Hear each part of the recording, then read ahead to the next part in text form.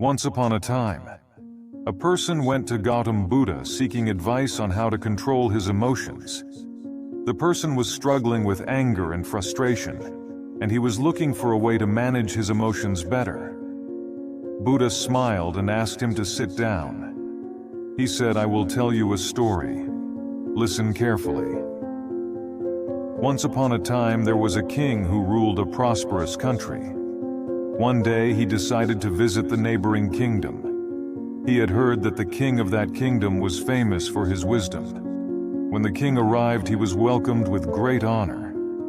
The king of the neighboring kingdom had prepared a grand feast in his honor. During the feast, the king noticed a fly in his soup. He was disgusted and ordered his servant to bring him another bowl of soup. The king of the neighboring kingdom saw this and said, "Your Majesty, please do not be angry. It was just a small fly." "It does not matter," the king replied. "I cannot tolerate such things. Even a small fly can ruin my mood." The king of the neighboring kingdom smiled and said, "Your Majesty, allow me to give you a piece of advice. It is not the fly that ruined your mood, but your reaction to it. You have the power to control your emotions. Do not let them control you." The king realized the wisdom in these words and returned to his kingdom. From that day onwards, he started practicing the art of not reacting to situations that would previously trigger his emotions. He found that he was able to maintain his composure in challenging situations and was able to make better decisions. The power of not reacting is an important lesson for all of us. We often react to situations without thinking, and this can lead to negative consequences.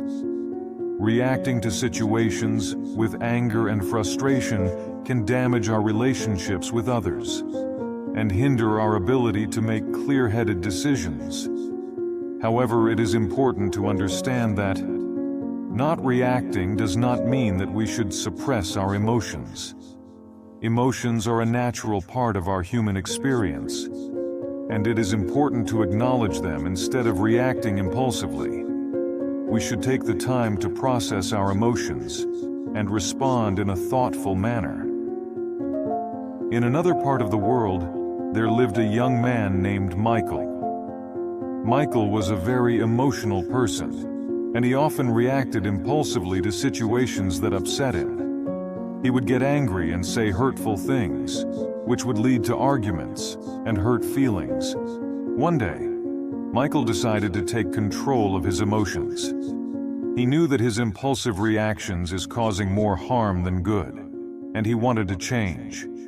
He started practicing mindfulness and meditation, which helped him become more aware of his thoughts and emotions. He also started practicing the art of not reacting. Whenever he found himself in a situation that would normally trigger his emotions, he would take a step back and take a few deep breaths. He would then assess the situation calmly and respond in a thoughtful manner. At first, it was difficult for Michael to control his emotions. He would still get angry and frustrated, but he would take a step back and not react impulsively. As he continued to practice, he found that it became easier to control his emotions. Michael also noticed that his relationships with others improved. He was no longer getting into arguments and hurting people's feelings. Instead, he was able to communicate in a calm and thoughtful manner, which helped him build stronger relationships. One day, Michael's friend came to him for advice. His friend was going through a difficult time, and he was feeling very upset. Michael listened to his friend's problems and offered words of comfort and support. His friend thanked him and said, "You always know just what to say. You never get angry or upset." Michael smiled and replied, "It's not that. I never feel angry or upset. It's just that I've learned to control my emotions and not let them control me. It's a powerful tool that has helped me to improve my relationships and my overall well-being." Michael's friend was impressed and asked him, how he learned to control his emotions. Michael shared his experience with mindfulness and the power of not reacting. He encouraged his friend to try it out for himself, and his friend was grateful for the advice. Over time, Michael became known for his calm and thoughtful demeanor. He was able to handle difficult situations with ease, and people admired him for his strength and resilience.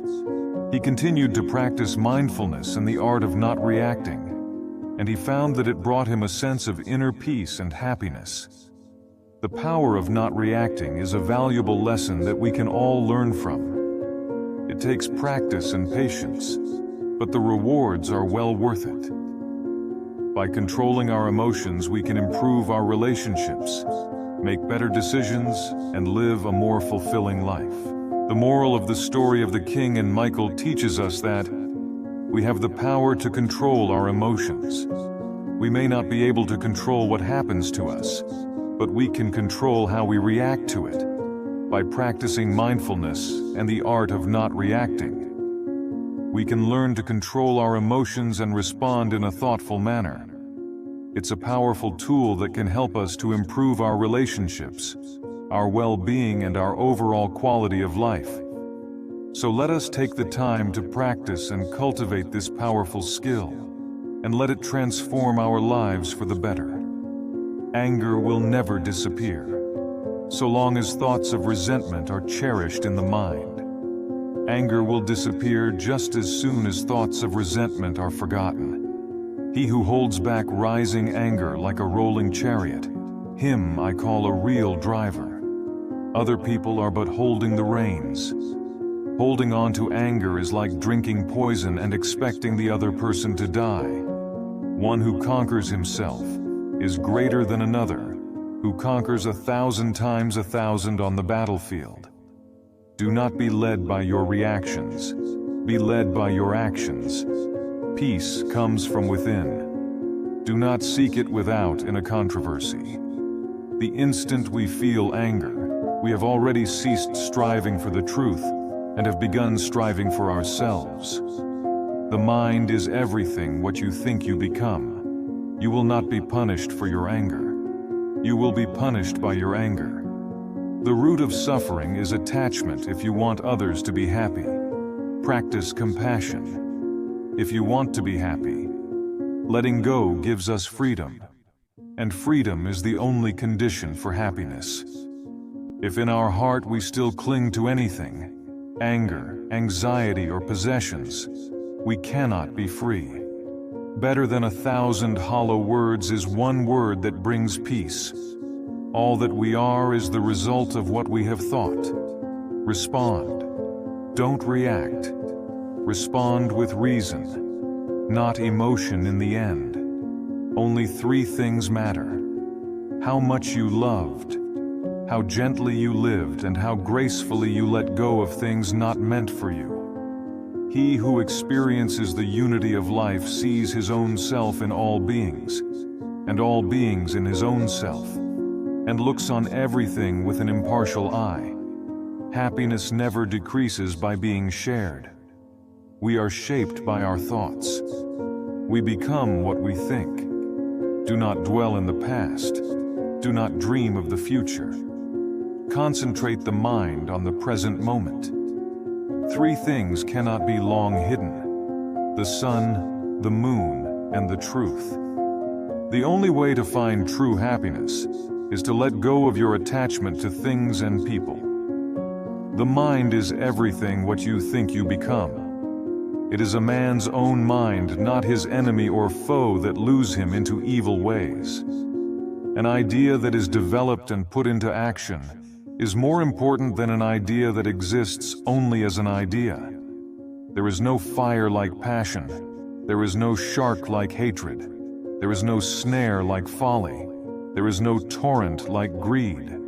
What we think we become. All that we are arises with our thoughts. With our thoughts we make the world. If you want to fly, you have to give up what weighs you down. If you want to change the world, change yourself first. Happiness is not something ready-made. It comes from your own actions. The trouble is you think you have time. The mind is like water when it's turbulent. It's difficult to see. When it's calm, everything becomes clear. The tone like a sharp knife. Hills without drawing blood. Do not seek to follow in the footsteps of the wise. Seek what they sought. Purity or impurity depends on oneself. No one can purify another. Let us rise up and be thankful. For if we didn't learn a lot, today at least we learned a little.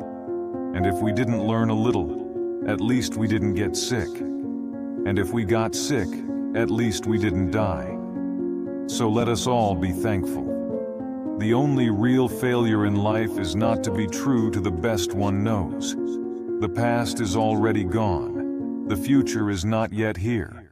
There's only one moment for you to live. To be idle is a short road to death, and to be diligent is a way of life. Foolish people are idle. Wise people are diligent. Hatred does not cease by hatred. Hatred is only ceased by love. This is the eternal rule. Whatever amount keeps pursuing with his thinking and pondering, that becomes the inclination of his awareness. Do not dwell in the past. Do not dream of the future. Concentrate the mind on the present moment. The mind is everything. What you think, you become. Do not look for a century in anyone except yourself. The only way to do great work is to love what you do. If you haven't found it yet, keep looking. Don't settle. As with all matters of the heart, you'll know when you find it. The greatest glory in living lies, not in their falling, but in rising every time we fall. No one saves us but ourselves. No one can, and no one may. We ourselves must walk the path. So if you like this video, then don't forget to like, share, and subscribe my channel, and also press the notification bell, so you never miss an update. Thank you for watching.